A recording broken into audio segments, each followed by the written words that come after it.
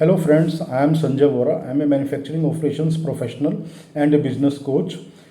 This video is to help business owners as well as the manufacturing head responsible for the running of the plants to make them aware about certain best practices which can help them to become more professional, be more competitive and future ready.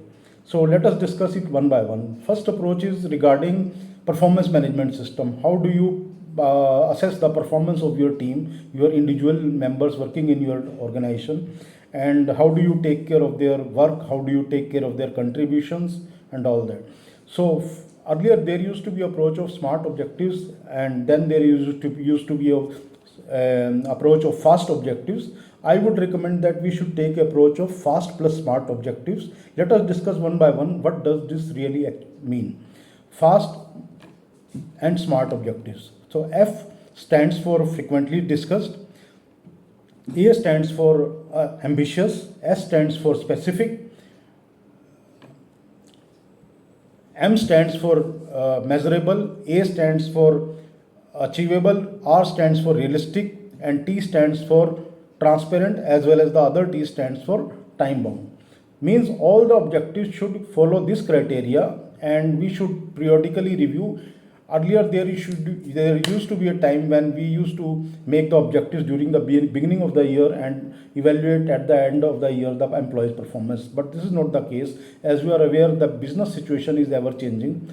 Business का scenario बदलता रहता है time to time, और उसकी requirements और उसकी needs भी बदलती रहती हैं, इसलिए ऑब्जेक्टिव्स स्मार्ट तो होने ही चाहिए, उसके अलावा वो फास्ट के क्राइटेरिया पे भी फुलफिल होने चाहिए. सो ऑब्जेक्टिव्स एम्बिशियस होने चाहिए, objectives time to time discuss होने चाहिए, ऑब्जेक्टिव्स ट्रांसपेरेंट होने चाहिए और ऑब्जेक्टिव्स स्पेसिफिक होने चाहिए. तो इसके अलावा जब आप उसको, और ये ऑब्जेक्टिव्स बेसिकली रिव्यूअर के बीच में और जिसका ऑब्जेक्टिव्स बनाया जा रहा है उसके बीच में टाइम टू टाइम रिव्यू होते हैं, और ये फ्रिक्वेंटली रिव्यू होते हैं. मे बी हर क्वार्टर आप इसको रिव्यू कर सकते हैं, और इसकी फिर मॉनिटरिंग आप वीकली करते हैं. जब आप इतना क्लोजली चीज़ों को मॉनिटर करते हैं, वीकली आप उसको मॉनिटर करेंगे और क्वार्टरली उस ऑब्जेक्टिव्स की सैंक्टिटी, उस ऑब्जेक्टिव्स की रेलेवेंस को चेक करेंगे, तो इस बात की संभावना कम है कि जो आप प्लान लेकर चलेंगे उसमें किसी तरह का कोई चैलेंज फेस होगा, और at the end of the process employee भी फुली सेटिस्फाई होगा. जो दूसरा बेस्ट प्रैक्टिस है वो मैं रिकमेंड करूँगा कि वो ऑपरेशनल परफॉर्मेंस और ऑपरेशनल एक्सेलेंस, या जिसको हम लीन के नाम से जानते हैं. हर ऑर्गेनाइजेशन का अपना एक लीन रोड मैप होना चाहिए और लीन मैनुअल होना चाहिए, और ये स्टार्ट तो बेसिक से होगा, लीन की कंसेप्ट के अंडरस्टैंडिंग से होगा, लीन की ट्रेनिंग से होगा, थ्योरेटिकल ट्रेनिंग से होगा, फिर लीन के प्रोजेक्ट्स पूरे प्लांट में किए जाएंगे जिसके साथ उस लीन फिलॉसफी को सब लोग समझ सकते हैं. Lean is basically about thin से a fat person cannot move fast, but a lean person can move faster. So lean is all about making your profitability much more better than what it used to be earlier, and it is a ever going process. It is not a one time process. It always keeps on going on.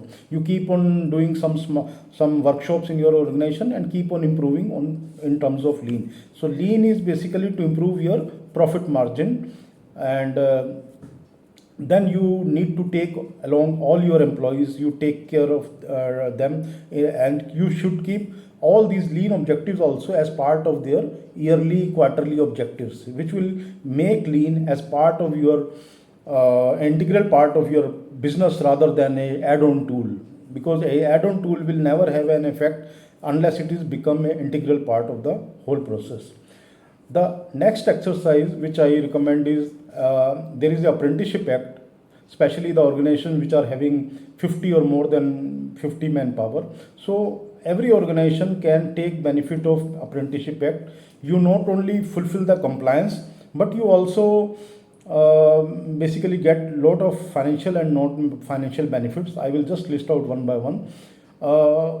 Apprenticeship Act, you can, using the Apprenticeship Act, you can engage up to 15% of your total manpower, permanent, temporary and casuals together, and keep them as apprentice for 1 year. And after the end of the 1 year, it is your choice whether you want to keep them or you want to let them go. There is no liability on you. Plus, government subsidizes every apprentice every month for 1500 rupees, and it means if you make a contract for a person for 10,000 rupees, you only pay him 8,500 rupees. Rest 1500 rupees are paid directly by the government to their account using DBT, direct benefit transfer. And all these apprentices need not to be covered under ESI. They are not covered under PF, and they are not covered under gratuity law also. So for 1 year you have people working for you without any liability really happening for you. And at the end of the year you can always keep the good ones with you as your employees, and let them other non-performing candidates, or so not so good performing candidates, can let them go. And you can repeat this process every year. So organizations which are having manpower, which are higher in numbers, have immense benefits, financial as well as non-financial, out of this whole exercise. This can actually become one of the major HR tool of your organization. So another point I would like to emphasize is regarding the subsidies. There are a lot of subsidies, financial subsidies from central government as well as the state government, which can help a manufacturing organization immensely. So we are recently organizing a few workshops on